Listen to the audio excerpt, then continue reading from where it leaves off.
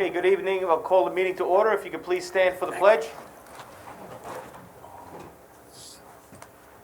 I pledge allegiance To the flag To the flag of States of the United America, States of America, to the republic for which it stands, which is one nation, a nation under God, indivisible, with liberty and justice for all. Okay, today is Thursday, March 4th, 2021. This is the Town of Riverhead Planning Board meeting. First item on our agenda tonight is a discussion item for 54 West Main Street. Brian, it's your application, correct? Planning Department has received and reviewed a site plan application seeking approval to perform facade renovations to an existing two-story commercial building located at 54 West Main Street, Riverhead. The subject parcel, particularly identified, Suffolk County Tax Map 600-128-6-19.1, is a .09 acre parcel located within the Downtown Center 1 Main Street zoning use district. The building is the site of the former Hai Ting Chinese restaurant. Proposed action is a Type 1 action pursuant to SECRA and Town Code 225-11B1, as the action involves a commercial use within the Town of Riverhead Historic District. Staff has prepared a resolution to classify the action as Type 1 and initiate coordinated review among involved agencies. The application proposes the installation of a new ground floor facade on the front of the building along West Main Street, along with new egress windows and other minor improvements and repairs to the second floor facade along West Main Street. On the rear of the building, new second floor windows are proposed, along with the installation of a new roof access ladder leading from the roof of the first floor to the roof of the second floor. Interior improvements are also proposed, including the renovation of the existing ground floor restaurant space, along with the conversion of existing second floor office and storage space into two one-bedroom apartments. The installation of new interior fire sprinklers is also proposed. The Landmarks Preservation Commission reviewed the application at its February 22nd, 2021 meeting and approved the plans as submitted. Additionally, it was reviewed by the town's Architectural Review Board at their February 24th, 2021 meeting and was also approved, given that the mullions on the windows shall be white and that a separate application for signage shall be submitted. Upon completion of the required 30-day coordination period, staff recommends that the planning board assume lead agency and issue a negative declaration. Pending satisfaction of any fire marshal or building department issues raised during the coordination period, staff recommends approval of the application. We do have Ike Israel on the Zoom call representing the application. Okay. Can you unmute Ike? How you doing, Ike? Hi, Stan. Hi, board. Hi, Eddie. So this is really just a change of the facade of the building? Yeah, essentially. There are improvements proposed inside, but they don't fall under the site plan review. Are there going to be apartments upstairs? Yes, that's what they propose. Is that there now? Currently, it's, as far as the application. Upstairs, Sorry? There's previously storage. okay. Was it ever an apartment? No, it looks like once upon a time it was actually offices. That before it was a Chinese restaurant, probably when it was a police station. Yeah, it was. It was offices above.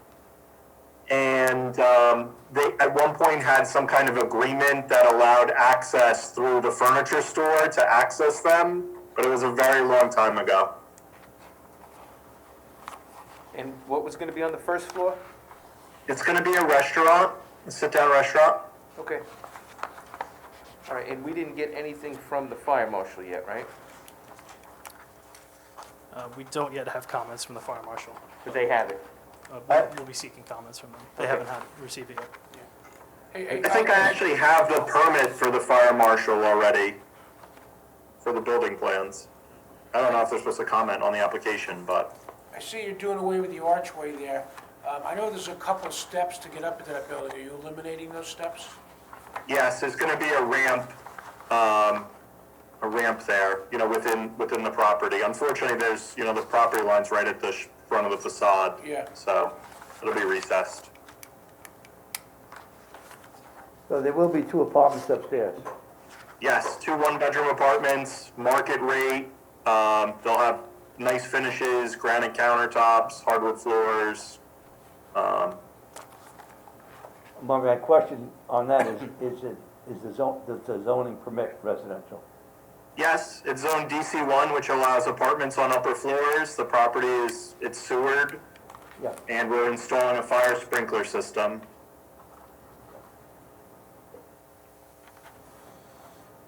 Okay, any other questions? No. All right, Ike, so we have to wait for the coordination period, and then I'm sure you'll be back, right? Unfortunately, so, yes. Thank you. Thank you.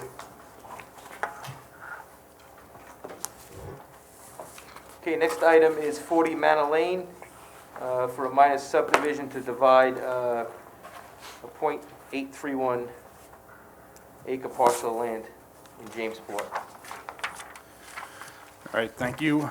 So this is just a quick project update. As you stated, this is an application to subdivide an existing 0.8 acre lot and create 2 new building lots. The parcel is presently improved with 2 existing single-family residences. We did present this application to the planning board a couple of months ago.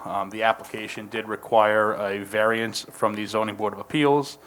The applicant did go through that process, and they did obtain the necessary relief from the ZBA by appeal number 2021-004 on February 25th, 2021.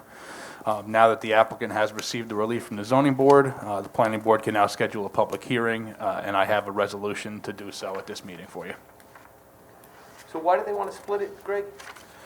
I believe right now the 2 houses had kind of fallen into disrepair. I've spoken with the applicant. His intent is to just rehab the houses and sell them, really just to split the 2 existing to create 2 saleable parcels. They look in pretty good shape. I was at it today, but that's what they want to do, that's what they want to do. It's like plenty of room between them, and good-sized houses. So that was it, just to give an update on the ZBA, and we have a resolution to schedule the public hearing. Okay. Thank you.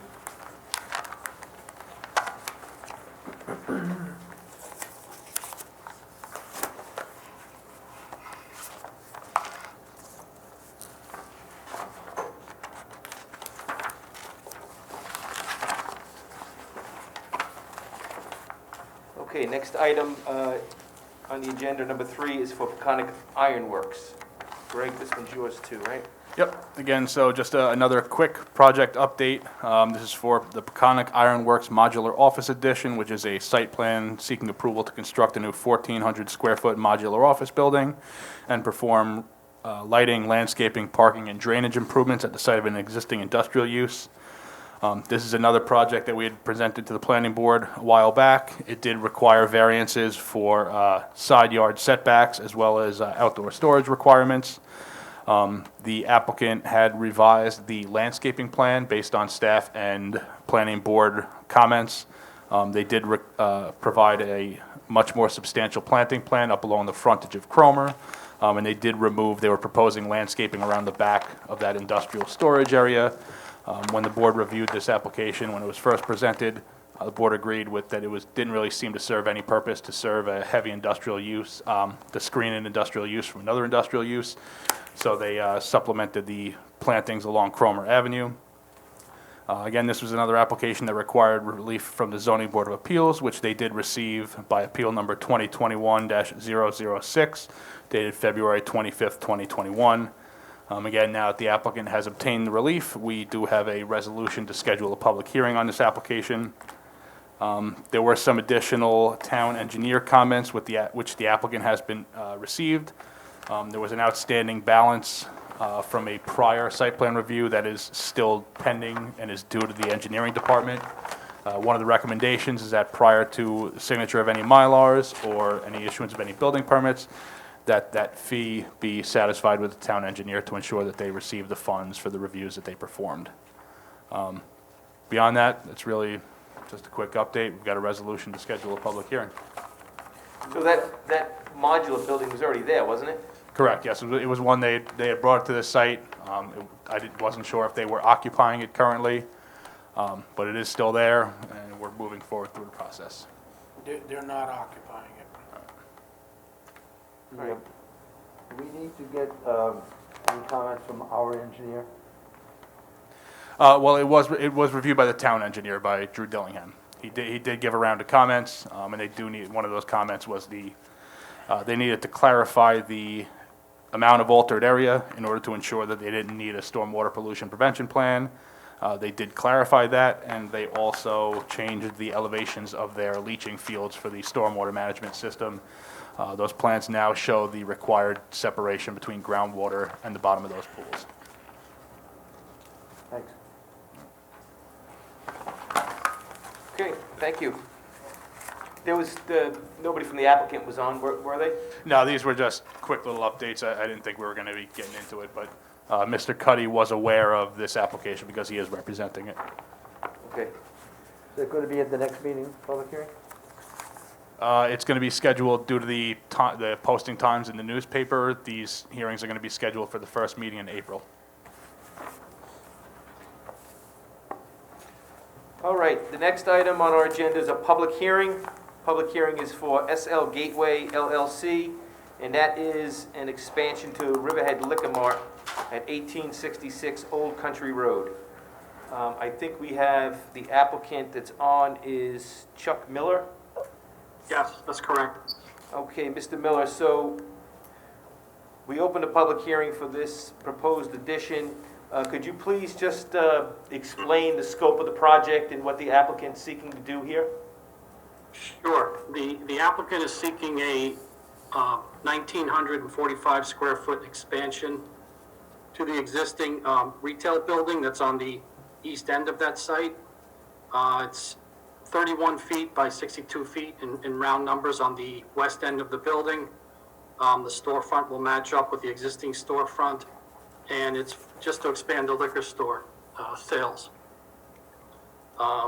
We will be adding a paved area in the rear of that store for truck access for deliveries and loading. And other than that, I could run through the bulk requirements if you'd like. As far as the building coverages, there was a previously approved expansion for the Peconic Bay Mobile Hospital of the exact same square footage. And so that is being taken off the plan, and this expansion is being used in its place, and so there's no net increase in building coverage and FAR as well. So there is, however, based on the square footage, 8 additional parking spaces required, but we have a surplus of 161 spaces, so parking requirement is met. And the only other thing I'd like to point out is because of the small additional paved area in the rear of the expansion, it's about 1,600 square feet. We are going to offset that with permeable pavers in the southeast corner of the site so that the impervious area requirement is actually reduced a little bit. Okay. Is there something with TDRs here? The TDRs were previously, I believe, paid for with the expansion for the mobile hospital. So what we'll have to do is we'll have to show on the Mylar that the hospital expansion is extinguished, so to speak, and the transfer of the development rights that was previously approved for that square footage is now dedicated to this square footage. So they don't have to purchase any additional rights, but we're going to have to straighten out the filing to show the chain of the rights, because at the moment the rights would allow the hospital to expand their facility. Has the hospital paid for them? I believe the property owner, Mr. Lerner, purchased the rights. Okay. And so the rights have always been with the land, not with the Right. facility, but they were identified for that particular facility. Now they're going to be re-identified for this particular facility. Okay, thank you. How do we accurately capture that for future reference? We require an inscription on the Mylar that shows where the rights came from, the resolutions that approve those rights, and the resolution that permits the rights to land on the site and for this purpose. And I'm thinking that when we write the resolution, because this is a little unique, that we should add a covenant, a standalone covenant that recites the history of the development rights, so that if anybody wishes to inquire, it would be laid forth in a succinct manner. Okay. Any other questions? No. Brian, do you have anything to add, or are we? I think that accurately Okay. captures the So, project. is there anyone from the public? I don't know, Chip, do you have to unmute everyone? Because I think there's quite a few people there. They can unmute themselves. Okay, so if there's anyone from the public that wants to speak on the SL Gateway Riverhead Liquor Mart public hearing, you can unmute yourself and address the board or the applicant. Anyone for SL Gateway? Looks like nobody's against a liquor store. Okay. All right, so, I'll move that we close the hearing. Second. okay, motion made and seconded to close the public hearing for SL Gateway Riverhead Liquor Mart. All in favor? Aye. Aye. Opposed? Drinks We will close the public hearing. Drinks on, let's go. By the way, Stan, can you tell Chuck to hit star 6? He's muted, and I don't know if he knows. Tell He was talking though, right? Chuck did not. He's muted at the moment. Chuck Miller just gave that presentation, didn't he? Yes, that was. Nenaro. Oh, George. George. I'm sorry, George. Oh, hey, George, Wrong. it looks like you're muted. I think you have to hit star 6. That is correct. George? Yes, George. She's dining right now. Yeah, okay. Nope. Is that right? No, I was thinking about the liquor store Just- expansion. When he came in, it got muted, and then I don't know if he has intended to speak yet. We heard him when he first came in. Hold your space bar to talk. I'll tell him, I'll text him, tell him. Okay. All right, so next public hearing is Calverton Solar Energy Nextera for a site plan approval to construct a 22.9 megawatt commercial solar energy production facility. We have the applicant on. Who do we have on? We have Michael Dowling, Steve Quadro, Michael Dowling, Steve LaSquadro, and Bill Moore. Bill. And Prescott. And Prescott Hartshorn. Okay, so all of you guys can unmute yourselves, and I guess whoever wants to take the lead on behalf of the applicant, please, explain the scope of the project and the area that it's going to be proposed for, and then we'll get into questions and comments. Sure. Mr. Chairman, members of the board, thank you. Stephen LaSquadro, I'll take that lead. As was mentioned, Michael Dowling from Long Island Solar, Prescott Hartshorn from Long Island Solar, Bill Bohr from Long Island Solar are also with me, appearing via Zoom. We appreciate the opportunity. As we have over the, essentially over the course of the past 2.5 years to bring the project forward, I know the project has been very well vetted, and it's been back and forth before you as well as the town board numerous times. The essence of it, as I know you're aware, is that it's a 22.9 megawatt solar energy generating facility. It's located on approximately 185 acres. That acreage has frontage on Edwards Avenue and some on River as well. The project, as I've said, has been very, very well vetted. It's been the subject also of a special permit application, and the special permit was granted by the town board. Very notably, as has been presented by Mr. Bergman to this board on prior occasions, the project in all respects complies with code. What I would like to just focus on now, before inviting any questions that you may have, is just one or two things just to add to the record and just to really recap and make sure that the record is complete. That is, number one, that as you know, over the past several weeks leading into today, and in fact, there was a prior meeting that we had that was on the 18th, there's been quite a bit of back and forth to satisfy all requests that have been posed by you via staff, and Mr. Bergman has been very diligent in both requesting things from us and then working with us so we could make sure that we got them to you in the timeliest manner possible, and we appreciate his efforts, and we respectfully submit that everything that was requested over the course of the past few weeks, and then, of course, beyond that, has been provided at this point. And then there was the particular issue, Mr. Chairman, that you raised last time, and that was your concern, which we think was a very important concern regarding visual aesthetics. And you requested that we take a very hard look at the location of the collector station, or the substation, if you will, which is approximately 100 feet off of Edwards Avenue. And the request was that we take great measures to screen that and buffer that.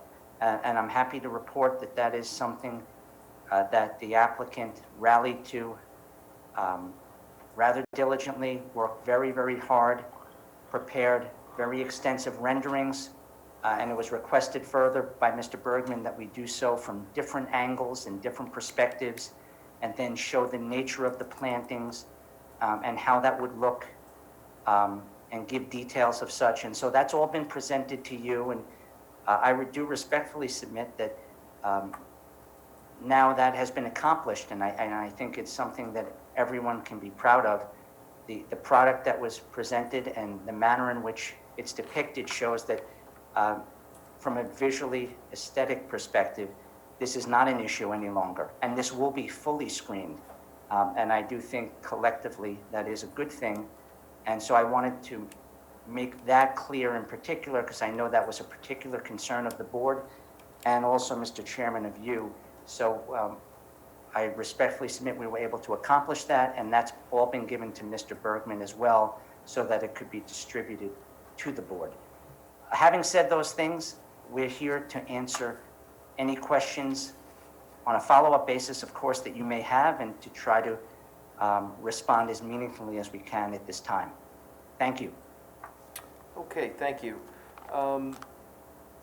Does the board have any questions before? I mean, I have a couple things on my list here. Okay, so, I just the pictures you showed about the screening. The substation is going to be as you would turn into the facility, it's going to be on your left. The pictures that they show with all the screening are showing it on the right. They're on the wrong side. But then you have one which showed an aerial of where the screenings will go around the whole thing. But it's just that they took all their aesthetics on the north side, not the south side, where the substation is. But we know what's going on, so just point that out, that you could point that out to the people that did the work. Okay, that's Okay. right now. so on the drainage plans, I didn't see any stormwater runoff calculations on there. Isn't that usually required, Greg? Yes, they would be required to show drainage. I don't believe the drainage calculations were on there, but they are showing a number of drainage areas. That was something we did. I'll have to look at the town engineer's comments on this. I know it was referred to him, and they are working on the stormwater pollution prevention plan. But we can ensure that they put stormwater calculations on that plan. I just have a concern where all that water is going to go coming off those panels if the calculations weren't done, and if the right structures are going to be in place to accommodate that runoff flow. Also on the demolition plans, I didn't see all the underground irrigation and irrigation control wiring mentioned as how it was going to be removed, and I'm not certain that you're allowed to leave it in place, as it would put it into a different category according to DEC regulations. So will that be accomplished before this moves forward? I mean, there's got to be miles and miles of wiring and irrigation piping on that property from the golf course, so I'm not certain that is allowed to be abandoned in place. Maybe you can clarify that, Greg, or I didn't see it, identified on the plans. All right, I mean, we can get an answer for that. We spoke about the visual impacts. I mean, I still have a problem with it being that close to the road and also the height of that tower, but we can get into that a little bit more later. The easement, can you explain why the easement was written the way it was? It calls for a non-exclusive use within a 10-mile radius. Why was that condition included in the easement with the neighboring parcel with Basilico S-Power? Well, Mr. Chairman, I know there's been a few things mentioned with respect to the perspective on the rendering, and then with respect to the irrigation, and then now with, of course, with respect to the easement. Do you want us to answer these all at once? Yes, or do you want please. us to just take these at item by item? If you could, I mean, I've rattled off a few. If you could answer them on the record, that's what we'd like to hear. Sure. Would you like us to start now, or are there any other things that you'd like to mention? You can start now. You had mentioned no other joint facility at Commissioner Right, Planning Board. right. So, I mean, that would be a condition, but I saw in the easement that, between Basilico and S-Power was non-exclusive use within a 10-mile radius, and, I mean, just reading that on the surface kind of suggests that there's an intent to tie in other facilities. And that brings us to why they had proposed so many of those pipes underneath Edwards Avenue. So that's why I asked it. I'm very certain, Mr. Chairman. In fact, I know that that's not the case. Okay. Although I know that that was suggested by someone yesterday. I think in another context, but I know with respect to that and with respect to the perspective on the rendering that one of the board members mentioned, and I think also with respect to the irrigation, I think those are things that Mr. Dowling could start with, and I think perhaps even Mr. Bohr could add in some comments, but if that's okay with you, we could No, start that's to fine, tackle yeah, those now. that's fine. Thank you. Thank you very much. So on the first question on the rendering, so apologies, but I'm really not understanding the concern. That is the correct location of the substation on the south side of the exit side. We screened appropriately. Actually, I wouldn't even say appropriately. I'd say we went above and beyond. I think that is, as we said we would do, we would provide a robust screening plan, much more than we originally planned. But I'm not following the concern that is where the substation will be. I know where the substation is, but the renderings the photographs that were shown are actually looking north, and your substation is to the south. They showed the plantings. Those photos are looking south from Intersect. Yeah, I might just jump in real quick just to clarify. As we go through the visual renderings, we have, for example, page 3 of their renderings, which is simulation number 1. I mean, you can clearly see the access driveway to what is now the Long Island Sports Park. This photo would be oriented, you'd be looking west, so those additional plantings are actually on that south side of that access driveway. And I believe there's one other photograph, which is simulation number 3 on page 8 of their renderings. That again is taken from the east side of Edwards Avenue. I guess you'd be looking northwest. That's actually, you're probably looking at the East End Country Kitchens from right in front of there. So again, that would be on the south side of that Long Island Sports Park driveway. So the renderings are accurate to the site plan in terms of the orientation of that substation collection station. Okay, we'll let them continue. And then I'm going to jump to the last question regarding the easement, and then I don't know, Bill, Prescott, or Steve, or Jack, if you want to jump in regarding the other items. So on the easement agreement, that easement agreement is with a private landowner to which S-Power is a party. That's for our collection line. So we have an east parcel and a west parcel. That collection line ties the two parcels together. We, as we've stated on the record multiple times, we are not going to inject more than 22.9 megawatts. We have no plan to increase our generation or do upsize the project. We have no problem certifying that, as we've said before, but that should not be a concern. Thank you. And maybe if I could call upon, because I think there were two issues in addition that the chairman raised, and one was, Bill, with respect to how we're handling the SWIP, and then also with respect to some of the irrigation or the piping that's on the golf course and how that will be handled. Just if you could address that so it's understood that those matters are taken into account. Sure. First, for the stormwater management, we do have stormwater design calcs. They were submitted just in a separate report, and that's why they're not actually on the drawings, the calculations themselves. So we did provide that to staff. And if you refer to drawing C, I believe it's 305, that's an overview of the entire project area. And you can see where those stormwater basins are proposed. So we will meet all the town and state requirements for stormwater. So there won't be any stormwater increase or leaving the site. As you can see, we have multiple stormwater basins.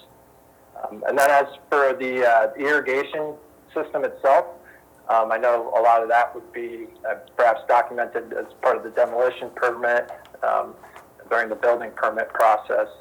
I don't know if any of our engineers know specifically, but obviously, our intention is to demolish and remove items and make this a solar site, so we can certainly accomplish that.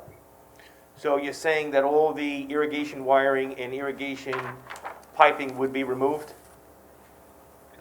That, I'm not sure. I'd have to see the full extent of it myself. I'd want to check with our engineers, and we can certainly get back to the board with it. Okay.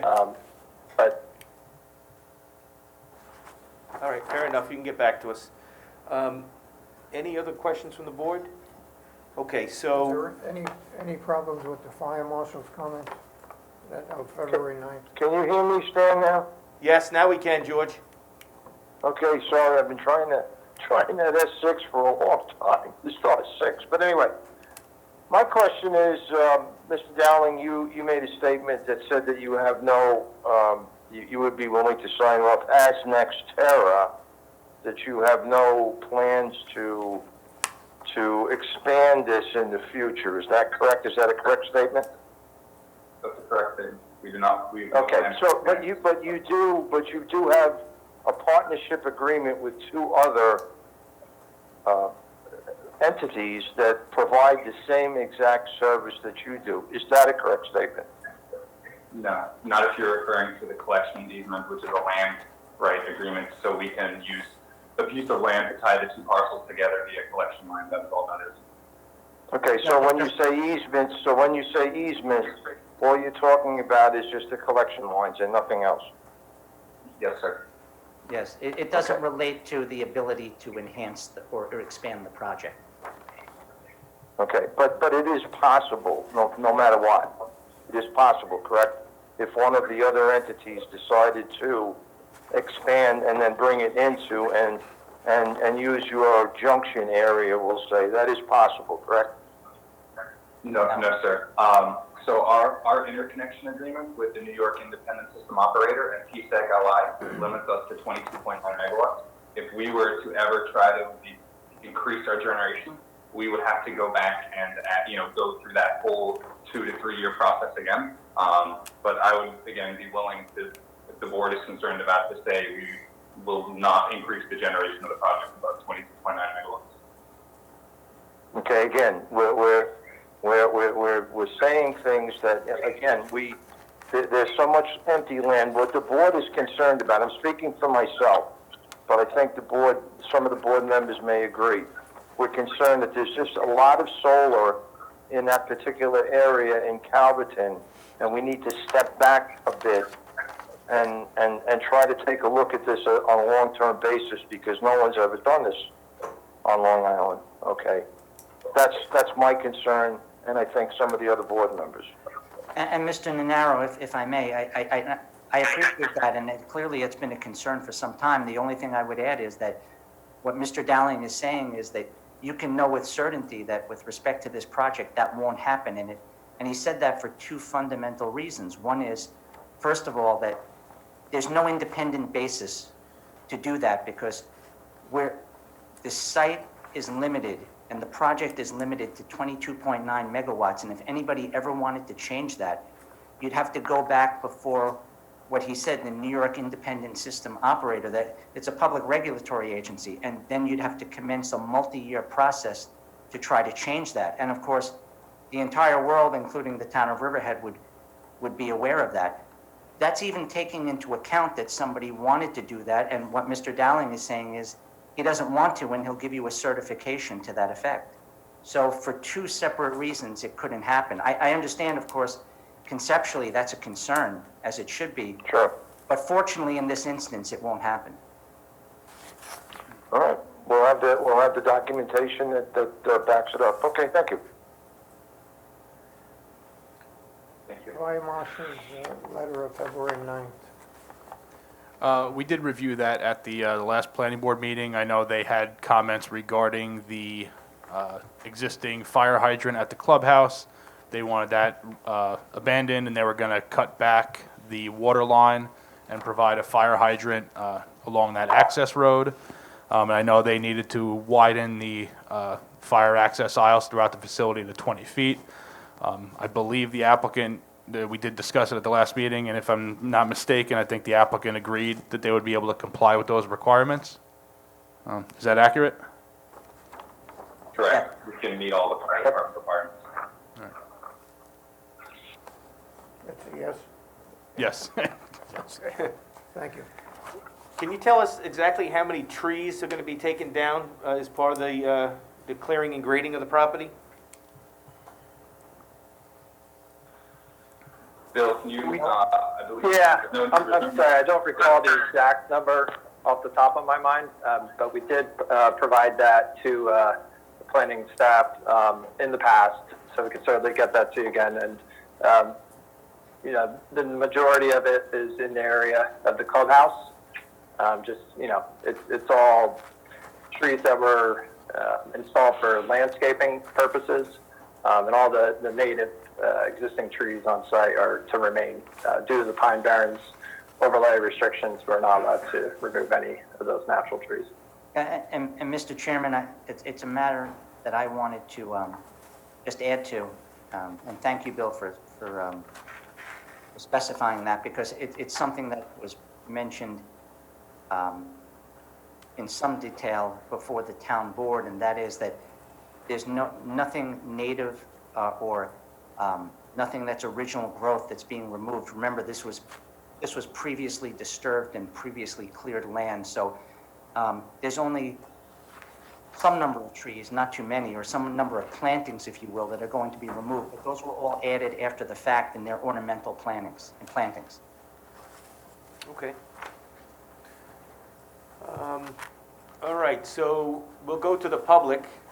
Is everyone unmuted from the public? Anyone from the public that has any comments or questions? We'll probably try and take you one at a time here.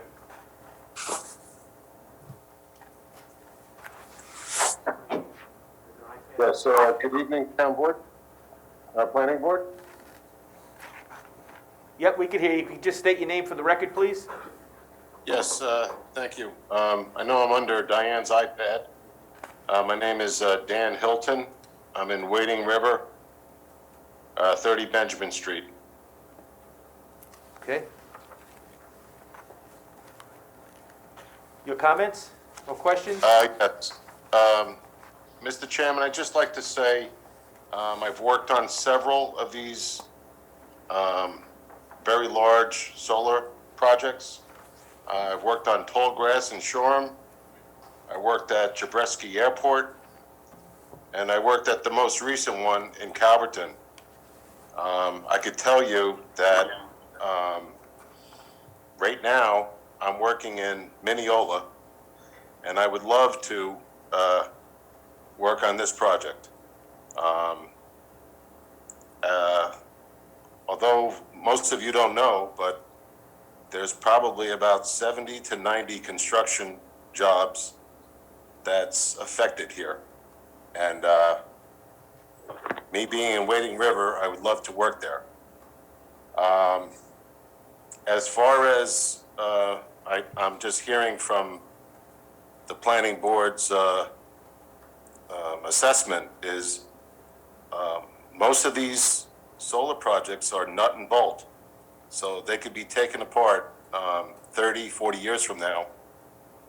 And there's no concrete really in any of these areas. There might be a little concrete with the inverters, but everything is anchored down and it's nut and bolt. I worked at the one recently in Calverton. I believe it was a sod farm.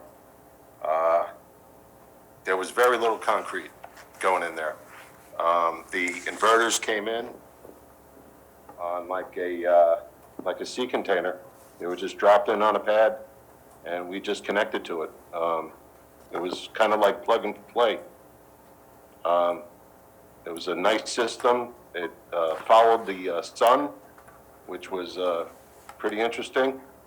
The panels were like motorized, if you will, and they followed the sun, giving more of a benefit to the panels and power. That's about all I got to say, and thank you for your time. Thank you. Okay, can you put the full screen up there, Chip? I can't see the names from up here, but, I know.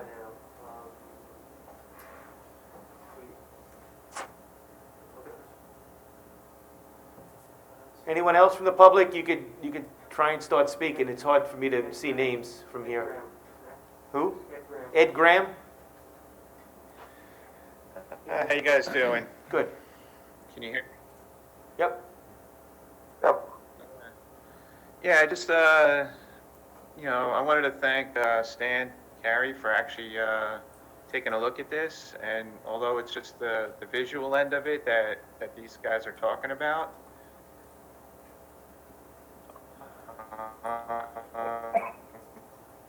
but there's a much bigger case for the environment that this whole solar farm is going to have on that particular piece of land, because you've built a few other solar farms around it, and basically, I guess they cut my video out. No, we had to, Ed, because You guys still here? we still hear you, but the bandwidth Yeah, we hear you. is cutting you out. Okay, cut the video out, I guess? Yeah, we just took the video out because we could hear you better now. Okay. All right, basically, like the environmental issue. This is confusing, everything keeps going back and forth. Basically, like the environmental issues were never really covered from the fact that when you guys built the other solar farms around it, the wildlife and everything else kind of migrated onto this property after any kind of research might have been done on this property. So, I mean, there's a lot of issues that haven't been covered. I know your lawyer friends on the other side have mentioned that this was a very vetted, thing. But from my witness, I've been partaking in most of the hearings. There's a lot of issues that haven't been addressed regarding the environment. The chemicals that are used in the solar panels, the chemicals that are used outside of solar panels, what waterproofing coating are they putting on the solar panels that, whether they're PFOAs, whether they're PFAs, there's been no discussion at all about any of that. And I've partaken pretty much in every open hearing. And, the thing is, I want to thank John Harrison because he actually put a petition out there to show that people are concerned about this project. Not only that the fact that there's so much of it going into Calverton, what kind of due diligence has been done as far as the environmental impact? You know, where are these chemicals if, say, God forbid, a storm hits?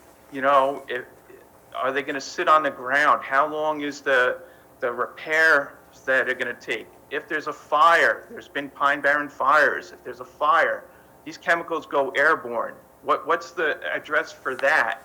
What's the fire department? This is an electrical fire. It's not something you can just hose off with water. You have to actually have foams that go up, that cover this. And are those foams PFAs, PFOAs? There's so many issues that have not even been the least likely discussed by actual experts on this. The lead agency is the politicians. It should never have been done that way. It should have been the lead agency, should have been the environmental and the planning board, because you're nonpartisan. Who knows what the financial benefits to these politicians are by approving these permits without the due diligence? God forbid, like look at Texas, okay? They just went through this. They were without power for 2 weeks. They still don't even have drinking water, just from one storm. We're in the Northeast. There's 120 days of sunlight on the Northeast. Of that, 4 hours a day of those 120 can be converted to solar energy. So you got 500 hours, which is about the equivalent of about 20 to 25 days out of a 365-day year. Why are we putting this low-yield, inefficient, using up 1,000 acres in Calverton, when in 5 years, new technology might be out to the point where you don't have to use up all this land? This land isn't brownfields. These are viable lands. Any one of them can be converted to agriculture. You know, there's going to be a need for food, all kinds of growings. You know, Long Island is a growing, it's an agricultural area. It's not a solar farm. It's not tax. This is the Northeast. We have daylight savings times. We have terrible weather, and it's salt air. You know, this is not the place to put 1,000 acres of solar farms. Yeah, he says 22 megawatts, but what he's saying is that's how many solar panels are in that 22 to get those megawatts. You know, it's 660 acres now. What's to stop it from going to 1,000 acres? It's still a lot of land being used for low yield energy. In 5 years, hydrogen will be out, cold fusion will be out, magnetic energy will be out. There's so many more technologies that are out. And for what, 70 construction jobs that'll be over in 2 years once it's built? That leaves minimum 20 to 30 years that there's no employees there. It's a 2 to 4 man crew that goes and maintains these solar farms to see if they're clean. But what if they crack? What if a hailstorm comes and cracks these things? Or what's the runoff? You know, all this rain and the moisture and the corrosion. There's lead in these things. I mean, they say there's no cadmium, but they haven't come up with the chemicals that are in it. Nobody's ever explained the chemicals that are in these solar panels. Nobody's explained whether there's actual waterproofing seal, which Teflon had a big problem with, because those waterproofing seals are forever chemicals. They don't go away. Is there medical monitoring being done? Are they going to the local hospitals and seeing how many cancer victims are right now exist compared to 10 years from now, 20 years from now, 30 years from now? Or forever chemicals get in your body and they just keep adding on to. So, you know, you may not have cancer the first 5 years, but as more and more of these chemicals leak into our groundwater, this is an aquifer. We're talking aquifer here. It feeds a lot of different districts, not Calverton and Riverhead. It goes all over the place. So if there's this chemicals in our drinking water and our soil-based crops, you know, irrigation is done with this groundwater. What are the potential hazards? Who's monitoring this? There's nothing even talked about in any of this. I mean, you got a lot of lawyers, you got a lot of fancy college-educated people that are actually talking about this stuff, but they have no idea about anything about solar farms. They know how to build them, they know how to sell them, but what's in them and what's the potential? What's the decommissioning? How are you going to get rid of all these solar panels off of Long Island when they're no longer viable. They wear out in 20 years. So you got 20 years and you got 25 years. Who's going to say that NextEra is going to be around 20 years from now? Who's going to say that Michael Dowling's going to be around 5 years now to uphold all the things that he's saying right now? He might be promoted to some other job. Who's going to take his place? Is he going to keep Michael Dowling's word? Who knows any of this stuff? I mean, there should be proper vetting on this, way more than what's been done. And the petition already has like almost 500 signatures in 3 days. That's 500 people that are saying this is wrong. So I suggest you take a bigger look at this. The wildlife, I can tell you, there's migratory birds on that property. The So, killdeer, which is Mr. causing a Mr. Graham, I'm clover. gonna ask you to please try and summarize and stay a little bit more on point. We've let you go here for a little Yeah. while, and if you could please summarize, I'd appreciate it. I agree with you. I just think that, to be honest with you, a bigger impact, environmental impact study should be done. They bypassed the SECRA after even the wishes of Jeffrey Seaman actually pointed out that it should be done. You know, there should be an environmental, a new one, if there was ever one done in the first place, that actually explains all of this. And you could see that there's a lot of wildlife on that property. There's a lot of birds. There's eagles on that property. None of that was accounted for in any kind of hearing. So I just want to leave it at that, because there's other people that have other issues about this. And for the most part, I want to thank John Harrison for coming out with that petition, because if you go around your community, Calverton and Riverhead, the majority of people are against this whole idea of putting solar farms in Calverton. You've only been hearing from one side of this issue, and you should give enough time because these Zoom meetings are ridiculous. I mean, I've been on them, 5 people at a time at a hearing that's so important. Well, we do have many here tonight that are on that want to speak, so I'm going to ask you to close, please.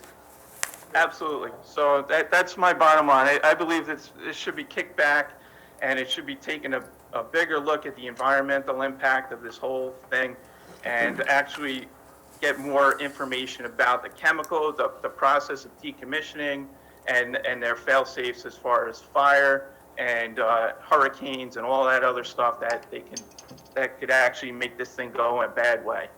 So, and medical monitoring should be actually looked at right as well. So that's my Okay. take on it. So Thank you. Mm-hmm. Thank you, Mr. Graham.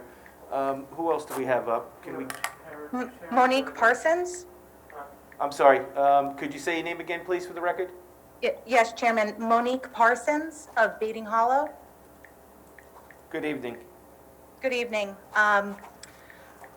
So I have a letter that I'm going to read. I would like to express my extreme concern as a Riverhead town resident in reference to the proposed NextEra solar project that received a negative declaration from the town board recently. To my knowledge and deduction from my research that I've done, the proposed project should have received a positive declaration, as other similar projects in the area have. Giving this proposed project a negative declaration puts SECRA review for similar projects at risk for inconsistencies and may set a precedence for future special permits, as well as putting the town at risk for possible litigation in reference to previous positive declarations. Renderings describing 45-foot masts and power substation were not made available to the town by NextEra prior to the beginning of this past month, and I believe that was irresponsible on part of the applicant. All materials should have been brought forth prior to the vote for special permit by the town board. The town board could not have possibly made a sound, informed decision based on partial information, and the omission thereto should render the decision of the town board to give a negative declaration invalid. In addition to the omission of information presented to the town received a letter from Jeffrey Seaman, certified environmental professional, dated on January 4th, 2020, that was disregarded by the town board. Mr. Seaman is highly regarded environmental professional that has been associated with the review of said property at 149 Edwards Avenue since at least 2018. To my knowledge, Mr. Seaman was a part-time planner for the Riverhead Town Planning Department and resigned in 2018 and is now utilized by the Town Planning Board for consultations. In his letter, he states, quote, "Based on the aforementioned information and history of SECRA reviews, and with my extensive experience in and knowledge of these matters, it is my professional opinion that the SECRA determination of significance for the Nextera application for Town Board Special Permit and Planning Board Site Plan must result in a positive declaration of significance necessitating the preparation of an EIS. This EIS would serve to address the aforementioned SECRA deficiencies, including segmentation, and maintain an accurate, complete, and defensible SECRA record of decision. Furthermore, as a resident within a rock's throw to the property, I have additional questions concerning the landscaping and screenings that is now being proposed by Nextera to hide the negative visual impact of the very large mast and power substation. Will implementation of vegetation cause negative or positive environmental impact? What type of vegetation or screenings will be implanted to cover such masts and power substation? How will the vegetation be maintained after implanted, or screenings? How will it be maintained after? I would respectfully request that the Planning Board strongly consider requesting the Town Board to allow the Planning Board to retain lead agency and request a full environmental review of the proposed project. And in addition to just a response to what was stated earlier by Dan, if we want to take this to a creative placemaking viewpoint and talk about the amount of construction jobs that it would take to create the solar farm, I believe that it's in the best interest of the town and community to maintain the recreational park, to continue the sustainability of job creation and cultural tourism to our area. That's all. Okay, thank you very much. Okay, who's next? Just Karen Donegan? Hello, can you hear me? Yes, we can hear you fine. Okay. I want to thank Mr. Berman and Mr. Carey for looking out for the community and for the residents of the town of Riverhead and their diligence on this project. Mr. Lasquardo indicated that this project has been fully vetted, and as a concerned citizen and resident of Calverton, I'd like to speak to that. I do believe that the town of Riverhead board is the lead agency in the development of this project, and a negative declaration was approved and the project was green lighted without the benefit of the SECRA determination of significance. And here we are now in March of 2021, and new information has come to light about the environmental impact of the project, which includes the substation and the masts, which were not disclosed previously, and has caused some concern and set off some alarm bells at the planning department. I'd like to back up a bit about this process. In my view, the biggest mistake was that the town of Riverhead the approval of the negative declaration of this project, which subjugated the necessary and proper SECRA review. Never was there a cumulative is the key word here, impact of the totality of the multiple projects that are slated for Calverton. This does not include the Nextera 22.9 megawatts, as well as the 36 point whatever megawatts facility that is a state lead agency project, as well as the existing solar farms that are there within the last several years. And none of this has been looked at from a cumulative aspect. Information in the application requires all proposed solar facilities in Riverhead to be identified, and statements were adopted without inclusion of Nextera and the S-Power 2 statement to the Public Service Commission, and they lacked reference to one another. In viewing the site plan for the project, the substation proposed is a substantial building. I believe we asked for a photograph of that substation on the call the other day, which I don't believe was provided. I looked through the photos that were provided from Nextera, and I did not see a photo or a representation of the substation, only the renderings. I'm concerned about the negative visual impact along our scenic route from the LIE to our Calverton community. In addition, it has come to light that the 45-foot grounding poles will also accompany this structure.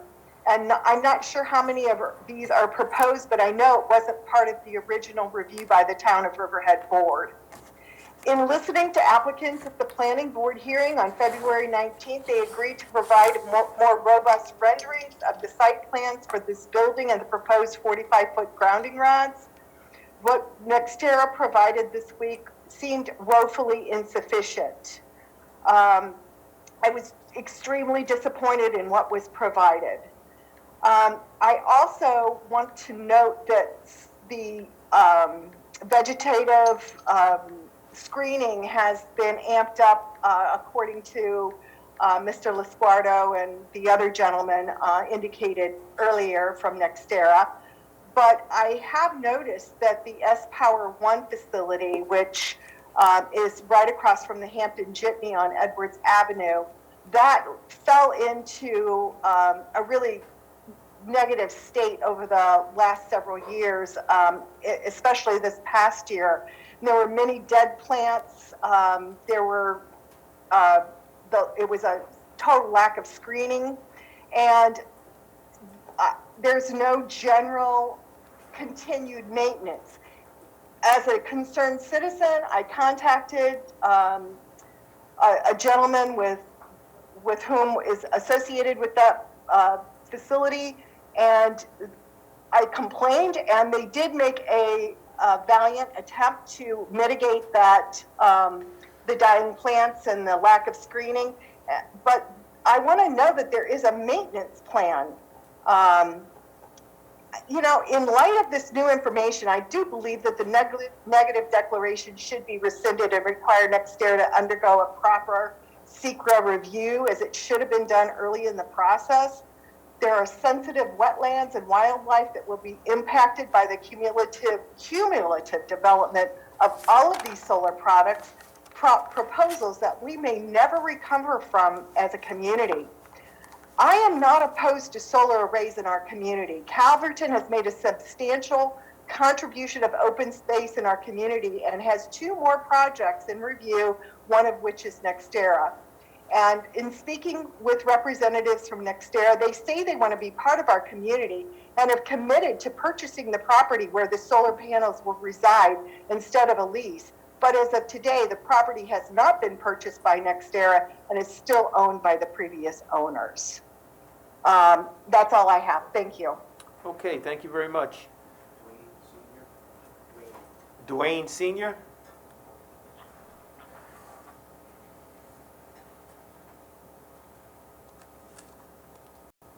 Do we have Dwayne? He's still there.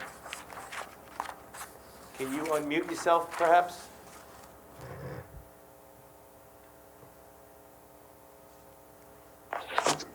Okay. Can you hear me? Yes, sir. Good evening, board. Being a resident of Riverhead for the last 31 years, we started a group in the town of Riverhead to help with getting these young kids off of the street. We started the Stop the Violence organization, and we're just concerned that a lot of the places that we've been trying to, get these kids involved in, it seems like all the recreation stuff is going away.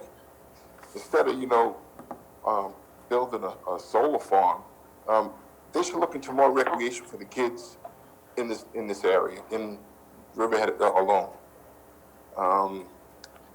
We just see it just disappearing from, buildings going up, solar farms now going up. We're just concerned that, it's taken away a lot from the kids and the the look of Riverhead, the country look of Riverhead. And then that's all I have to say. But it's just a shame that that instead of looking into something to beautify the area, it's just taking it away from the town. Okay. Thank you. Thank you for your time. Thank you. Okay, is there anyone else who wishes to comment on this public hearing tonight? No other Yes, hands are Mr. raised Chairman? up. Yes, go ahead. Just state your name for the record, please. My name is Barbara Blass, and I live in Jamesport. Good evening, Mr. Chairman, members of the board. I forwarded comments that I presented to the town board as lead agency concerning additional information recently learned, which adds to my prior concerns of an inadequate seeker review culminating in an unqualified negative declaration. I will not elaborate here, but I must respond to a comment by the applicant's attorney who stated recently to this board that the review of this project was extraordinarily extensive. If that was the case, why did it take almost 2.5 years for the applicant to provide information about the substation and its component parts on what has been described by the town's own building and planning administrator as the most visually impacted part of the project? We all know the reason the substation, historically described as a step-up transformer situated along Edwards Avenue, would have emerged as a potentially significant negative impact and would have necessitated the preparation of an EIS. All involved agencies would have provided input, and alternative locations for the substation could have even been considered early on as mitigation. But this is not a minor issue, not then and not now. Instead, with the suggestion of moving the substation that was made just recently, it was met with the response that, among other things, materials have already been ordered. This board has been misled once before during a prior review of at least one other solar project, which necessitated the preparation of a supplemental EIS. And you know who I'm referring to and what I'm talking about. Nevertheless, here we are. So please consider the following questions in your review of this preliminary site plan. Number one, on landscaping, unless you have before you other drawings, the photo simulations that I saw dated February 26, 2021, show what appear to be arborvitae screening of the substation when the landscape sheets, L1 and L2, list only red cedar and spruce as specimens of choice. Where is the baseline picture showing the substation from all views without vegetation, which would help us to define its magnitude and mass? We need chronologically correct visual simulations in reasonable increments, incorporating the tree species identified and spaced according to the submitted landscape plan. What is the width of the vegetated buffer along Edwards Avenue and River Road? The width of the perimeter buffer looks to be the same everywhere, yet the code requires that the perimeter buffer along roadways must be a minimum of 50 feet. Is it all 50 feet? Is some of it 25 feet or some other number? It all looks to be the same. That should be clarified.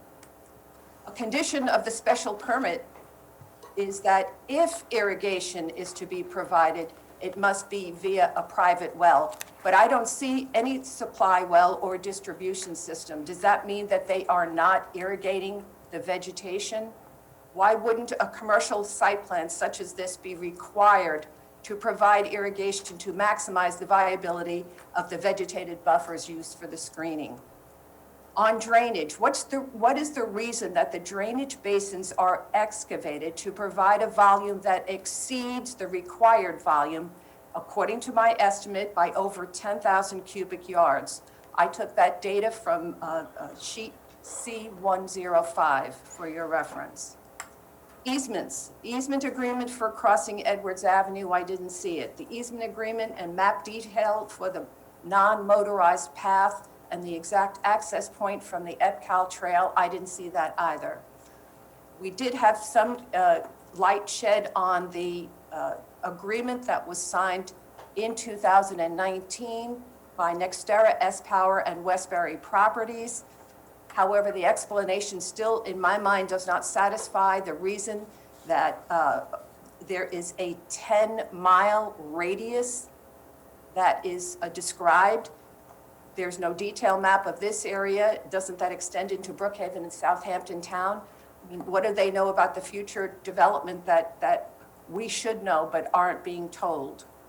Why would this 30-year agreement include an option for additional 2 15-year terms, totaling as much as 60 years, which far exceeds the duration of NextEra's special permit? Construction and operations, you already mentioned that apparently no other facility or entity can plug into the collector substation. Does the decommissioning plan include the substation, which, by the way, sits on a 1/2 acre concrete pad, to answer Mr. Hilton's question? NextEra's solar array consists of 80,000 panels. S-Power 2 consists of 130,000 panels. If and when these 2 additional facilities get constructed, what will be the total number of solar panels in the 11933 zip code? I just have a couple of more questions. I'm almost done. The project has an expected construction period of 6 months. The project consists of extensive demolition, substation construction, the installation of the panels, site regrading and seeding, electrical work, connections crossing under Edwards Avenue, yet there is absolutely no information on the timeline or the construction sequencing for this ambitious project. Where is the construction staging plan? There's going to be considerable construction and demolition debris. Will there be any processing of this material on site, as we've seen in other construction sites, most notably downtown? Will the C&D be processed or not? Will it be delivered to any facilities in the town of Riverhead? There's so much about this project that we don't know. Mr. Chairman, I respectfully request that this hearing be adjourned until all relevant information and any additional project information or documents which the applicant may be required to submit are posted on the website so that they may be sufficiently reviewed by the public, and the whole issue of the prior negative declaration be appropriately addressed at the town board level. I thank you very much for your time and attention. Okay, thank you. Thank you very much. You're welcome. Tara Darty? Ms. Darty, you're on? I'm on. Hello, can you hear me? Yes, we hear you. Yes. Hello, Chairman and local Riverhead people. My name's Tara Doherty, and I am just so concerned about how much solar is in this zip code. Edwards Avenue is half solar already, and we're going to take a beautiful once golf course with fields and nature and basically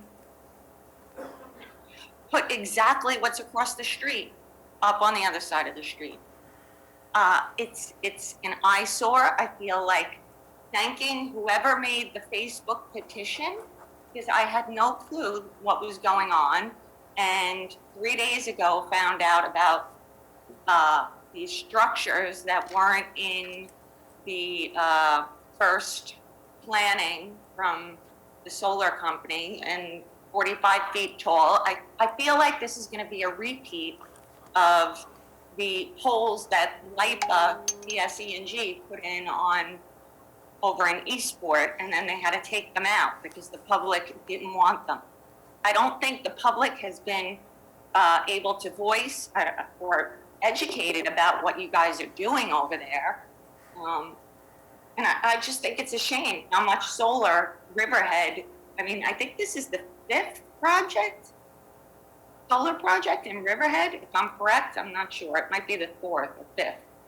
But, and then when I was listening to, I believe it was Monique, speak about the project was never really vetted, and it ignored the town expert, Jeff Seaman, I believe. And I'm concerned that this is getting pushed through too fast. It's not properly vetted. And I'd like to have like a third party solar expert brought into the project and not have the town board / planning board kind of vet it, if that's what's going on here. Because I feel like this is being rushed, and all of a sudden things are changing that weren't in the original plan. And what's next? What comes next? What's going to get passed next? And I just see it as there's other spots for it. There's got to be parking lots. Can you put solar in a parking lot? Why destroy what land we have here on this farming community? It just seems a little rushed. And I would request to have a third-party independent kind of relook at this planning board. And that's it. Okay, thank you, Ms. Doherty. Thank you. Okay, is there anyone else who wishes to comment on this application? Yes, I would like to. Shannon Reeds, Riverhead. How are you this evening? Hi, Ms. Reeds, go ahead. Thank you for the opportunity to speak. I'm going to apologize in advance. I am not as well educated or well versed on town code as all of the previous people speaking. This is all new to me. I have followed some of it, but that petition that John started, thank you very much, because now I have learned a lot in the past 48 hours. I did take a moment to read through the 37-page, site plan. A lot of it, obviously, I don't understand what I'm reading, but there was one thing specifically that I'm not seeing, and that I am very concerned about. And for me, I have to piggyback a little bit off of what Ed said. I would really like to see more of the environmental impact on the aquifer system here, because our water is already having a problem here. We don't need another Erin Brockovich in 25 years off of our land because we didn't properly do the studies that needed to be done to make sure there weren't going to be long-term impacts. I know that Cornell, upstate New York, is in the process of doing small-scale studies to see how the larger solar farms are impacting, the areas. And the island is small. We have limited space here. There is a run for the East End. The people from the city are not coming out here to stare at solar farms. They are coming out here to enjoy the land, to go to the breweries, to go to the farms, to go to recreational facilities, and seeing that this project is now looking to take out one of the few recreational facilities out here on the East End for teenagers is a bit concerning.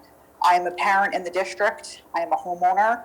There are not a lot of things to do for our teens here. This is one of the few places that our teenagers can go hang out and do something. I would love to see the town get this behind a YMCA or something that will actually benefit the youth of this town. Because I've been here since 1991, and it seems to me that we're putting more effort into things that don't actually benefit the people that live here than do. So I think that we need to take a bigger step back and stop taking up land to put solar panels on that aren't benefiting anybody but the people's pockets that are being lined, and take a bigger look to listen to what the town actually wants and try to find ways to utilize property or other parts of town to put the solar panels on top of all those lovely new apartment buildings you keep putting up. Why do we have to take up more free land when we don't know in 20, 25, 30 years how it's really going to affect our land and our quality of life? So that's my opinion as a mother and as a resident of the town.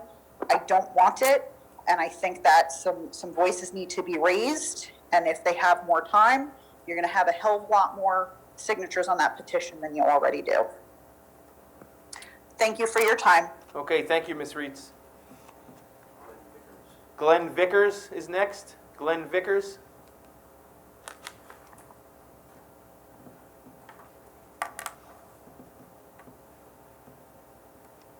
Good evening. Can everybody hear me? Yes, sir.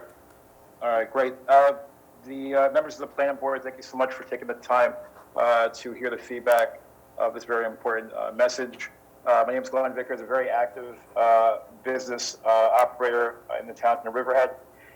This project does not align with the revitalization efforts that have been worked on for several years, especially now after us going through a post-pandemic. I have a unique perspective working with partners and clients ranging from Sound Avenue, Route 58, Main Street, East and West, and all the surrounding communities. And the reality of it is right now is that this project does not align with the revitalization efforts of this community. Projects such as this right now, when they offer community benefits, you don't take away a community benefit to give you back a lesser community benefit. It's just not the way to go as we need to move forward as a community. All of you are professional stakeholders in this community, and you know when a topic hits a nerve. Most of these meetings that you guys entertain and facilitate and commit your time to do not have the same magnitude of people who are on this call today, and that should tell you something. There are 500 people on that petition. I've been watching it all evening. The numbers have grown every second another comment comes through. This project, again, needs more due diligence. Riverhead is really one of the last gems on Long Island right now in terms of positioning itself to be all it can be, for everybody, men, children of all races and ages as well. The other impact is that this project also hinders, Long Island's $6 billion tourism industry. We have some great natural assets right in the Calverton area, and we should be activating that space in a separate way, in terms of that railroad and every other way to get into the North Fork and the South Fork. So again, think about the other opportunities that we can connect and redevelop and properly position Riverhead to be way ahead of our competition and to keep jobs here. And then the last part, in terms of my comments right now, again, we need to be looking at opportunities to be able to get our young people working, to get our young people recreational usage, to give our young people opportunities to be able to not be in front of screens after a year of hell, but giving them recreational opportunities to be better people, develop soft skills, and to really want to stay in this community for the long term. The options aren't hard. I think this just needs more time to vet through. It's been a very unique year. For the 30 people who are on this call and the 500 people who are on the petition, that means there's another 1,000 people who are at home right now taking care of their families who are going to be on this call and wait the entire time. So if I was going to advocate for one bit of advice right now, is just allow this process to be able to be vetted properly, so that everyone here can have the due diligence and the reassurance that this project will be the right thing for everybody here. So again, thank you for your time. You have a bunch of people online right now, so hopefully we have no more technology efforts and issues. Thank you. Okay, thank you, Mr. Vickers. Anyone else who wants to address the board on this? I would like to speak if I can be heard. Yes, just state your name for the record, please. John Harrison from Riverhead. Okay. I'm a lifelong resident here in Riverhead, and I'm a local business owner. I own an electrical company, and I own an entertainment company, and I'm a member of the Riverhead Chamber of Commerce. Just through the normal course of doing business and attending meetings, I came to realize that a lot of people have no idea that about these solar projects going on, and the other half of people are outraged that it's happening, and they don't feel like they're being represented or recognized. So I started that petition on the 1st and was shocked how quickly it grew and is being spread throughout the community. And basically, everybody just is in agreement that we need to do a new impact study, as everyone else is also expressing. So hopefully, we get this right and not destroy another park or take something away from our community that really is a great piece of our community and can be utilized to do even greater things. That's it. Thank you. Okay, thank you, Mr. Harrison. How many people are on that petition? You said it was just started on March 1st?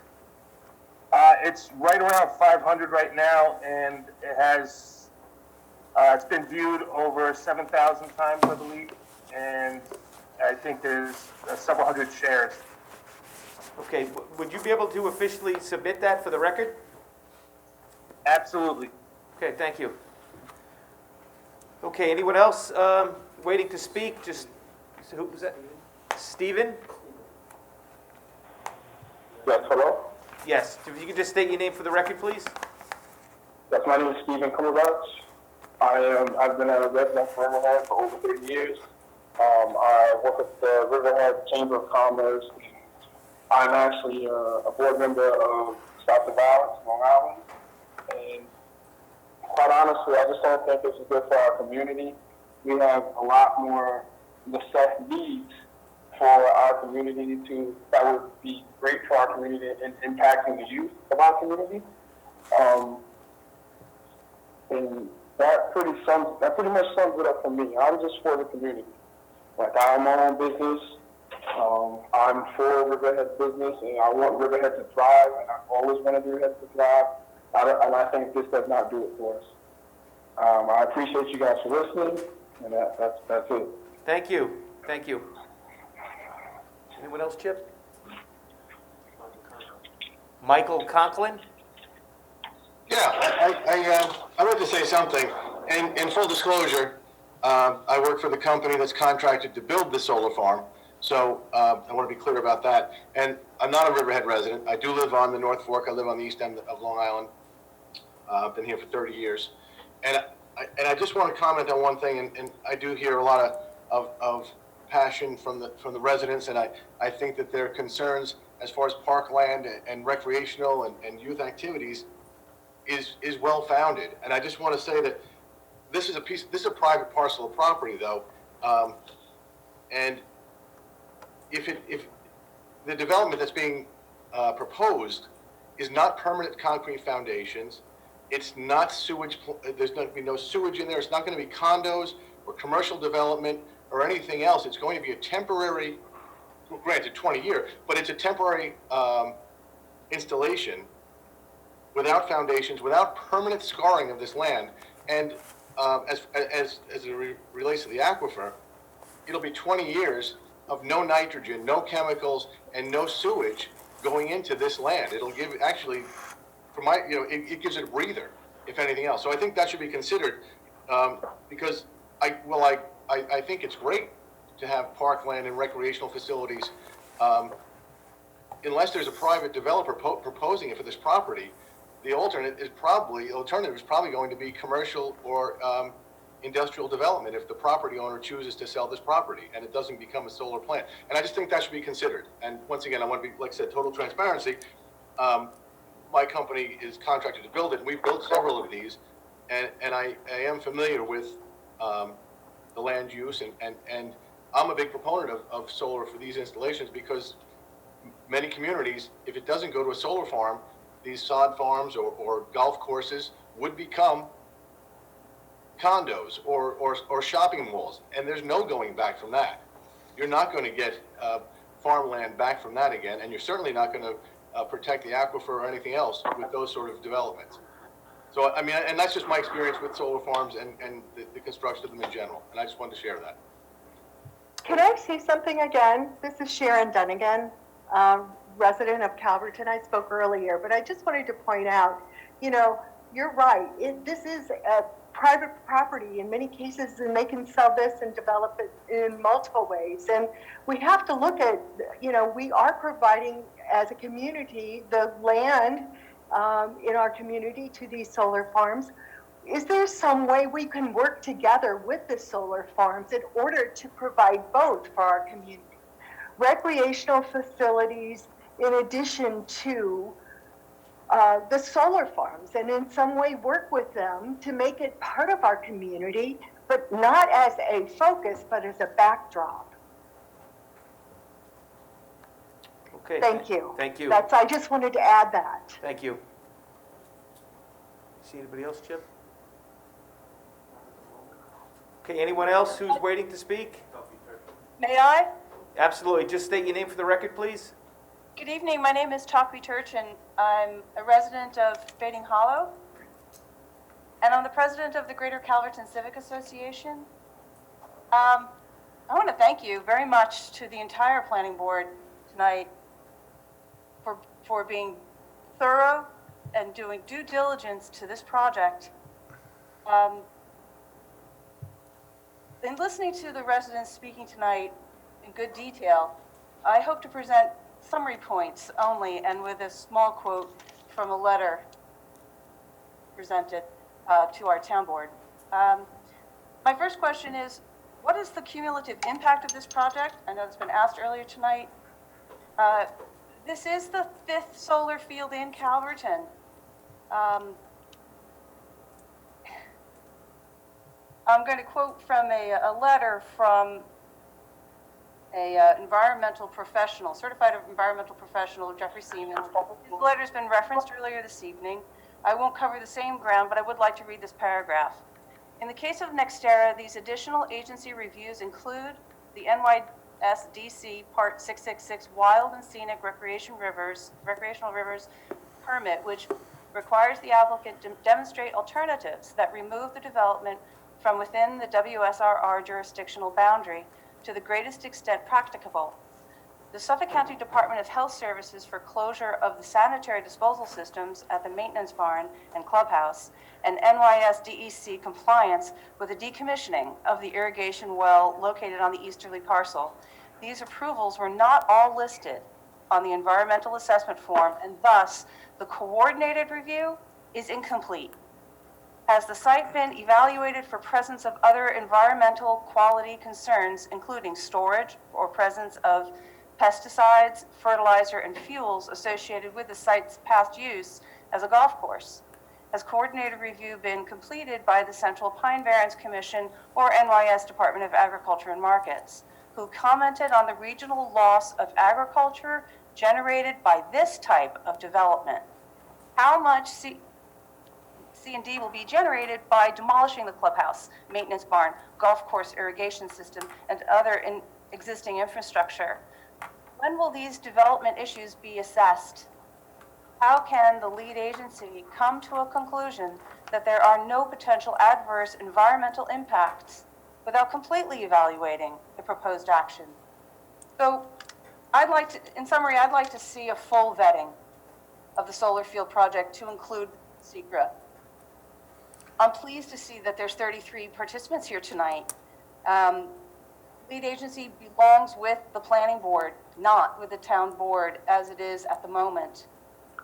Also, the electric rates of the local community are not positively benefited by this project, and the community benefit agreement is meager.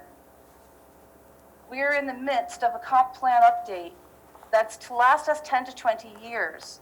We're running right now on the zoning created in this area as industrial. We may decide we don't like that much industrial, and we may change it. Not looking to create problems, but I'm saying that we're in the midst of creating and shaping what we want our community to look like. And since this is the 5th project of solar field to try to land in our community, we need to take a very serious look at that. So in contrast to one of the last speakers, this is not a temporary use. And it is currently being used to the benefit of the town residents and thousands of visitors who come here and spend their dollars in our community. We get direct benefit from that. So I want to thank very much the promoter or the originator of the petition, because when I read it, it was simple, and it said process. Okay, it had a lot of other words too, but we're interested in the process, and we want justice for it, environmental justice for it. This isn't the process that we're seeing at the moment. So I thank you very much, and I look forward to more good news. Thank you. Thank you. Chairman, I'd like to address the former speaker. I think her first name was Shannon, I don't remember her last name. This application, you hit upon recreational facilities with this. This project does include a 25-acre recreational easement inside the project. Can you expand on it, Greg? Yeah, there actually is on the western parcel, what I'll refer to, which has frontage on River Road. It came up late in the special permit review from the town board, but it was recommended that maybe they can incorporate some sort of extension of the EPCAL recreation trail. The town board, in its special permit resolution, determined that they basically gave the planning board authority, and the applicant is proposing to put a conservation and recreation easement over approximately 27 acres of that western parcel. Right now, it's indicated on page 2 of the site plan. There's a hatched area. It's an existing wooded area. It's directly adjacent to the EPCAL recreational trail. The town could remove a couple of sections of fence to allow access to that area. And when I did a site visit, there actually is a pretty extensive network of, I don't know if they're foot trails, bike trails from some point, but they are dirt trails. There is an existing network. I went in there, I saw, some hunting stands. So, I mean, it is obviously, now it's on private property, and the applicant is agreeing to put a recreation easement over to allow residents to do, off-road mountain biking or more dirt mountain biking as opposed to a paved trail. So it would be a nice alternative to a paved trail. But they are, like I said, putting an easement over 27 acres, which by my account, I'm not sure that any other type of development is required to provide such a benefit. But again, 27 acres of land that they are going to propose this easement for the benefit of town of Riverhead residents.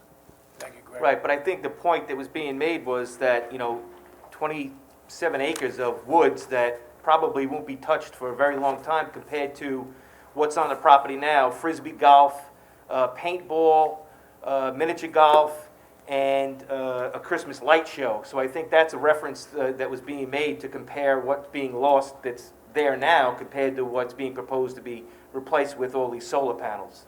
So, it's nice that they offered that, but I think it'll be a long time before that kind of recreation activity gets replaced on that property.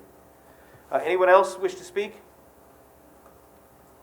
Yes, I just wanted to say, I heard someone earlier, I'm sorry, I don't recall his name. Just your name again for the record, please? John Harrison from Riverhead. Somebody had commented saying that this is a 20-year project, where I understood it's a 30-year project with 2 15-year extensions. That's 60 years. Just to correct that, the town board's special permit was granted.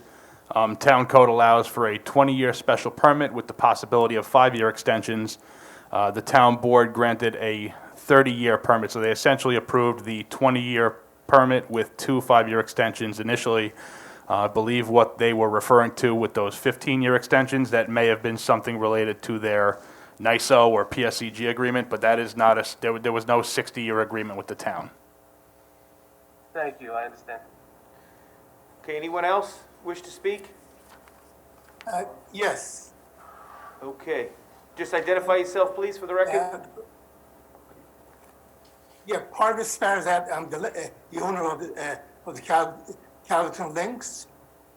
Currently, I just wanted to mention that the Long Island Sports place that's renting it, space is just renting it month to month, and what they're paying in rent basically doesn't even cover the taxes and insurances. They just have them there just to basically, we don't want to keep the place vacant. The property is zoned industrial, and as of right, you could build up to 600,000 square foot of industrial building. So I just want to make that clear to people that are making comments against this project. Okay, thank you. Anyone else? Any other comments from the public? Yes, I'd like John Harrison from Riverhead again. I know there's through conversations I've, in discovering what's going on there seems to be a lot of restrictions from the town, apparently not allowing events to happen there where maybe the proceeds could go up or more money to be made. Entertainment or anything that is responsibly put together there. Okay, thank you. Greg, I understand that you spoke to the town board today at a work session. Could you just advise the board where we are with that? Because we had requested at our last meeting that we hear back from the town board on the newly disclosed information that wasn't part of the environmental review process.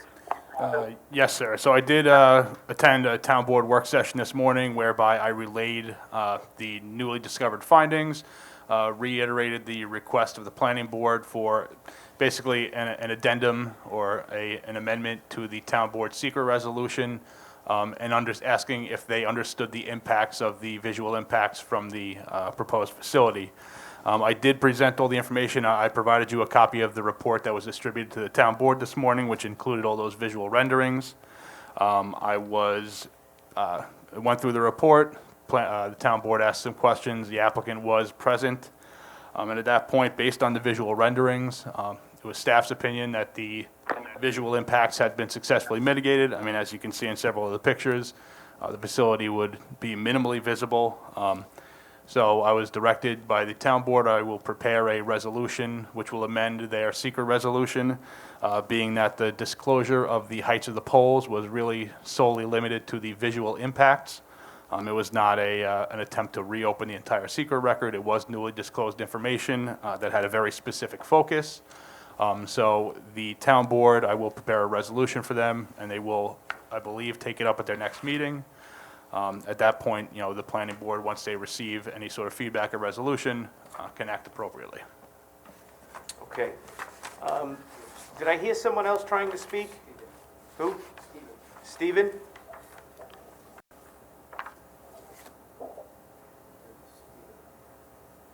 Anyone else want to speak? Mr. Chairman, I think we should leave the public hearing open until we get the information back from the town board. I would agree. Not only about the new information that was disclosed that wasn't in the previous EAF, but I think there were a lot of other issues brought up today that I think that may not have been vetted properly by the town board. And just for the record, just to thank all the people who came on tonight and spoke, and people who listened and perhaps signed a petition. It's important that you engage in this process. That's what it's here for. You've made some excellent points tonight. And, going back 2 or 3 years ago, this board did want to be the lead agency on this project, but the town board wanted it. It was a different town board at that time, but they wanted it, and they took the environmental review process, and we could see where it's led us to today. But, these issues and points that you brought up, I'm sure they'll be brought back to the town board, and they're going to take this up, as Greg said, at their next meeting. So if you want to speak again, you could certainly do so before they vote on that resolution. I believe they provide an opportunity, so I would recommend. He sounds very passionate about it, including the 500 people who signed that petition. You'll have another shot at it at the next town board meeting. But I can tell you, from where I'm sitting, I hear your comments. They're very good ones, and no matter how well the applicant thinks this was vetted over the 3 years, I think a lot's been brought out that was certainly overlooked during the whole process. So we are going to leave this hearing open. We're not going to close it until we get better direction from the town board on what they're going to do with this newly disclosed information. So thanks again for everyone for logging on today. Mr. Chairman, can I make a closing remark? Well, I can't. Can we do that? We don't know what the town board's going to do in 2 weeks, right? When is the town board meeting? Correct. The next town board meeting, I believe, is on Tuesday, March 16th. Our next planning board meeting would be on Thursday, March 18th. So dependent on how the town board acts on the 16th of the resolution that's put Okay, so before we them. could adjourn it until the 18th, but at that time, if we need to extend it again, we can? You can certainly adjourn the hearing again. Just to pick a date, otherwise you have to start out in the newspaper. Okay, so we will adjourn the public hearing until our meeting on the 18th of March. Mr. Chairman, can I make a closing statement? Michael? Yeah. Yes? If I may, I just wanted to. go ahead, Go Mike. ahead. Okay, so I just wanted to, there were a lot of items that were brought up there, and, I'm not gonna go through one by one because it'll take quite some time. But your comments regarding a lot of the open items, I just want to point out, a lot of these items have thoroughly been vetted and disclosed, and if you think back, we submitted our initial permit in September 2018. This has been going on for over 2.5 years. So I'm just going to very quickly go through some of the items. One, panels. We actually sent over a cut sheet on the panels, a typical solar panel. We also have responded to planning staff comments. That happened multiple times and over months ago. Regarding storms, we're building this to withstand a Category 3 hurricane. We've sent over that documentation. For, I believe a comment was made that the environmental experts haven't reviewed this. The DEC has reviewed this. Keep going. Mr. Dowling, let me ask you, what did the DEC review? They did your permit for the Wild Scenic River Act, not the stuff that you didn't disclose on the EAF. So why do you keep saying that? And they also had a freshland water permit review. You continue to say things that aren't accurate. I just want to point that out to you. And it's getting frustrating listening to it. Well, Mr. Chairman. They were involved. You can continue. No, I can stop there. I think it's a lot of the open items have been closed out. We'll continue to work with Greg Bergman if there are any open items. As always, we will turn around and close them out in the next fashion. Thank you. Mr. Chairman, if I may, to conclude. Just very respectfully to point out that I think many people, as you said, who spoke with a lot of conviction and passion and clearly are very interested and concerned, but the one thing that they may not know, and certainly even to a great extent, this board would not know to the same detail as the town board, is that many of the items that were addressed or mentioned were actually covered, and that's what Mr. Dowling was referring to, during the special permit process. So many items with respect to the nature of panels, disposal of panels, decommissioning plans, recreational uses or the lack thereof, the fact that the land is actually zoned industrial, as the landowner just said, that warehouses in all likelihood would and could be put on the land, and how the town board accounted for that, and the community benefits payment package, which exceeded by 30% what was ever negotiated in the past for a similarly situated project, and all of these sorts of things. And I could go on and on because they're a litany, but I think the fundamental point is that they were addressed in extraordinary detail during the special permit process. And so that's not something that this board was involved with.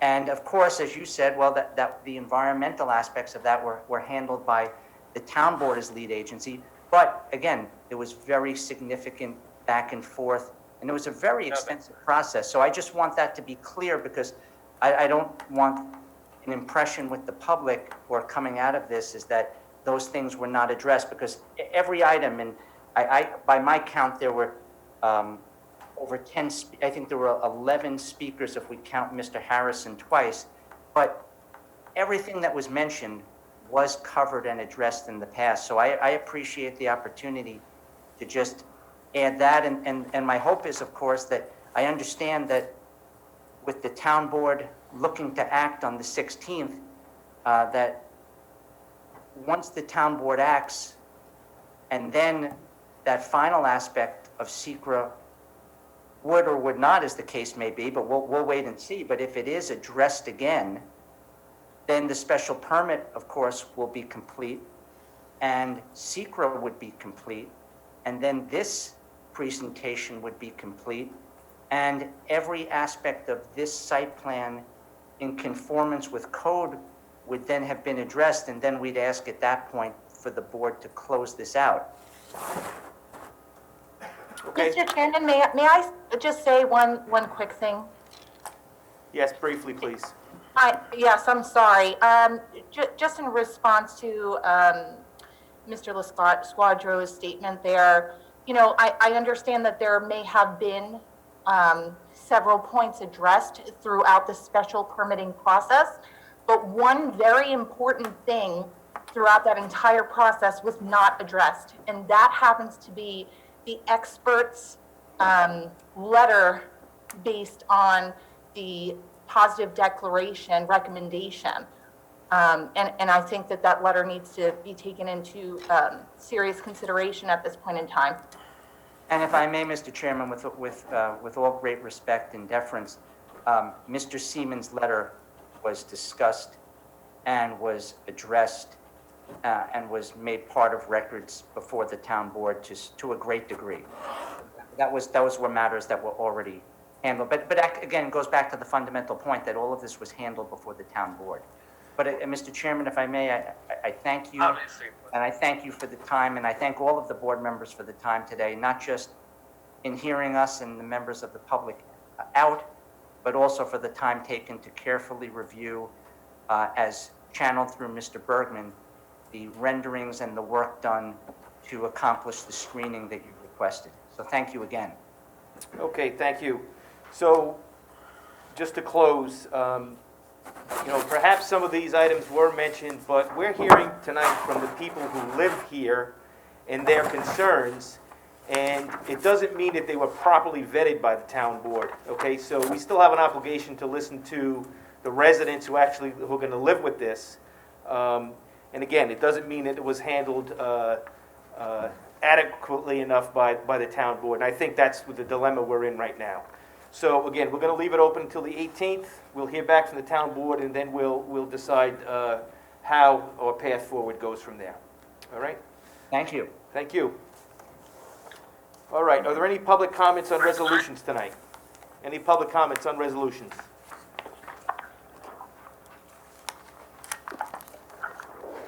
Okay, who wants to take the first I'll one? move resolution number 20, which classifies 54 Main Street as a type 1 action and circulates to involved agencies and for the planning board to assume lead agency. Second motion. Okay, motion made and seconded to approve resolution 20 for 54 West Main Street, type 1 action. All in favor? Aye. Aye. Aye. Opposed? Resolution's approved.